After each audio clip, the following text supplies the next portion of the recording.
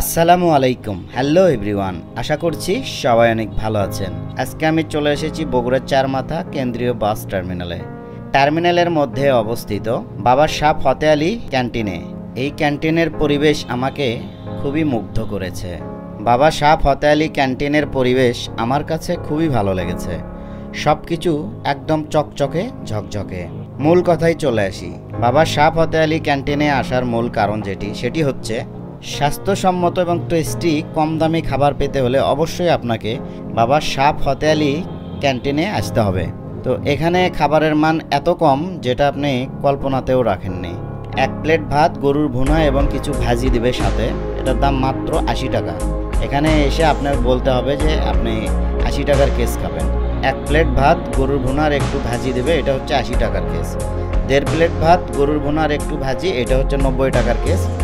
এবং ২ প্লেট ভাত, গরুর ভুনা এবং কিছু ভাজি দেবে, এটা হচ্ছে ১০০ টাকার কেস। তো ৩ ধরনের কেস এখানে পাবেন: ৮০ টাকার কেস, ৯০ টাকার কেস এবং ১০০ টাকার কেস।